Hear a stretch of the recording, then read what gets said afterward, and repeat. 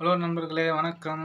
இப்போ பார்த்தீங்கன்னா, இந்த ரோஸ்ட் பதர்ன்ற இந்த 2 தற்குறிகள பத்தி ஏற்கனவே பேசியிருப்பேன். இப்போ வந்து அவனுங்க என்ன பண்றானுங்க, கண்ட இடங்கள்ல போயிட்டு இப்போ இட்லி கடன்னு ஒரு படத்துக்கு போயிட்டு, அங்க போய் அரசியல் பேசிட்டு இருக்காங்க. அந்த இடத்துல வந்து பார்த்தீங்கன்னா, ஆ டிவிகே தொண்டன் ஒருத்தர் வந்து இவங்கள சரமாரியா கேட்டு கேள்வி கேட்டிருப்பாரு. அதுக்கும் வந்து அவங்க அறிவாளித்தனமா பேசுறன்னு நெனப்பு. அவன கண்டமேனில திட்டுறாங்க. அவனும் வந்து டிவிகே தொண்டன்ற கொஞ்சம் வார்த்தைகள விட்டாப்புல. அதாவது இந்த மூவி ரிவ்யூக்குன்னு போயிட்டு, நேத்துக்குடா உங்க அரசியலு? என்னவோ அறிவாளித்தனமா பேசுறேன்னு நெனப்பா முதல்ல உங்களுக்கு? ம். கண்ட இடத்துல பேசிக்கிட்டு இன்னும் கேட்டா, நீங்க ஒரு கட்சியில இருக்கிற, அவன் அந்த டிவிக்கு தொண்டன்னு ஒரு கட்சியில இருக்கான். இப்ப வந்து உன் தலைவன அவன் திட்டுனா சும்மா இருப்பானா? சொல்லு பாப்போம். அந்த மாரி அவன் கேள்வி கேட்குறான். அதுக்கு பதில் சொல்லு. முதல்ல நீங்க அரசியல் பத்தி விமர்சனம் பண்ண நீங்க யார்? முதல் கேள்வி. 2வது விஷயம், அங்க நடந்தது ஒரு விபத்து தான். இது வந்து ஸ்டாலின் அவர்களோ, இல்ல விஜய் அவர்களோ, இல்ல சுத்தி இருக்கிறார்களோ சொல்ல முடியாது. விபத்து ஏற்பட்டது. மரணம்ன்றது எங்க வீட்ல இருந்தாலும் நிகழும். போய் ஏன்னா பொந்துக்குள்ள ஒளிஞ்சிருந்தாலும் நிகழும். மரணம்ன்ற இந்த டைம்ல வர டைம்ல வரும். ஆனா, இதுல விபத்தா இருந்தாலும், இப்ப அந்த குடும்பத்துக்கு தேவையான வந்து சலுகைகள் குடுத்துட்டாங்க. இப்ப இவரு ஒரு 20,00,000 அவரு ஒரு 10,00,000 குடுத்தாலும் ஈடு இணைய முடியாதுன்னு சொல்லுவாய்ங்க. அது இன்னும் ஒரு 4, 5 வருஷம் போனா அத மறந்துடுவாய்ங்க. அவ்வளோதான்.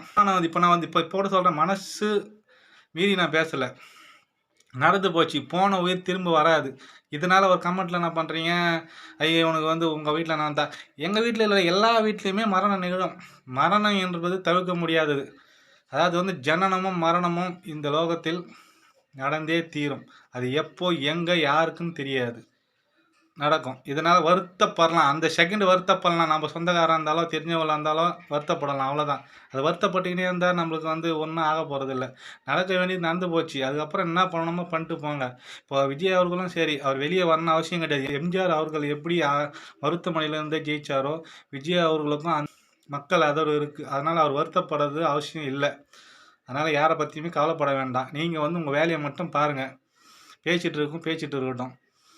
விஜய் அவர்களுக்கு நான் சொல்றது.